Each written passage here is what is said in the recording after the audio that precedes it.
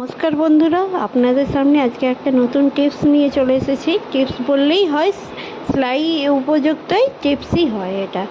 এটা আমি আজকে পাটিয়ালার মধ্যে তালাই কি করে লাগাতে হয় সেটাই আপনাদের সঙ্গে শেয়ার করব।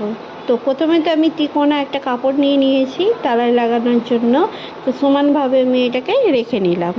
তো এটাকে আমি পিন আপ করে নিচ্ছি, তারপরে আমি এর মধ্যে সেলাই লাগাবো।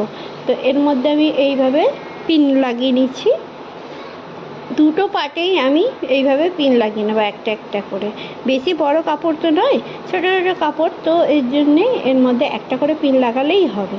তো এই কোণটাতেও আমি একটা কাপড় জুড়ে নেব, আর তার মধ্যে আমি একটা পিন লাগিয়ে নেব। তো এইভাবে যদি পিন লাগানো হয়, নতুনদের ক্ষেত্রে অনেক সুবিধে আর সহজ উপায় হয়। সে ভুলবেও না যে কোনটা উল্টো হলো কোনটা সোজা, এইভাবে লাগিয়ে নিতে পারবে। আর জয়েন্ট করার সময় একদিকে সোজা একদিকে উল্টো হয়ে যায়, তো সেটা আর হবে না। তো এইভাবে আমি পিনটা লাগিয়ে নিলাম, যাতে আমি বুঝতে পারি যে হ্যাঁ, এটা আমি করতে পারছি। এটা নতুনদের ক্ষেত্রে, যারা জানো তাদের জন্য তো এসব দরকারই নেই, তারা অনায়াসে করতে পারবে। এরপরে আমি এটাকে সেলাইটা ধরিয়ে নেব। আর এই যে কোণগুলো বেরিয়ে আছে, এগুলোকে আমি পরে কেটে নেব। তো চলুন, এইভাবেই আমি সেলাইটা ধরিয়ে নিয়েছি। এই দেখুন, আমি সেলাইটার মধ্যে করে নিয়েছি। একটা পাট করে জোড়া হয়েছে, কিন্তু দুটো পাট এখনও জোড়া হয়নি। তো দুটো পাট যখন জোড়া হবে, তারপরে আপনাদের সামনে আমি তুলে ধরছি এটাকে। দেখুন, এখনও তিকোনা আছে, তিকোনাগুলোকে একটু একটু করে সমান করে নিতে হবে দেখে শুনে, নাহলে বোঝা যাবে না। যেটা কি একদম সহজ উপায় আর সাধারণ উপায়ে হয়ে যাচ্ছে যে এর মধ্যে তালাই কী করে জোড়া হচ্ছে। এই যে একটু একটু কোণ বেরিয়ে আছে, এগুলোকে কেটে বাদ দিয়ে দিতে হবে, তারপরে এর মধ্যে জয়েন্ট করতে হবে দ্বিতীয় পার্টটা। তো দেখুন, এইভাবে আমি দ্বিতীয় পার্টটাও জয়েন্ট করে নিয়েছি।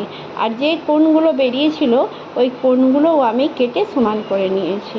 প্রথমে যদি কাটা হয় তাহলে হয়তো ট্যাড়া ব্যাকা হয়ে যাবে, ছোট বড় হয়ে যাবে। তার জন্যে আমি দুটো পার্ট আগে সেলাই করে নিয়েছি, তারপরে আমি কোণগুলো কেটেছি।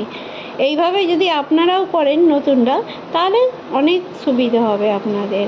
আর যারা পারেন তাদেরকে তো আর বলতেই হবে না, তারা তো খুব সহজেই পারবেন। দেখুন, আমি দুটো পাটকে এইভাবে জুড়ে ফেলেছি, দুদিকের পাটটা জুড়ে ফেলেছি। এইভাবে যদি আপনারাও সহজ উপায়ে তালাই জুড়তে পারেন, তাহলে খুবই ভালো হবে। তো আজকের ভিডিওটা এই পর্যন্তই।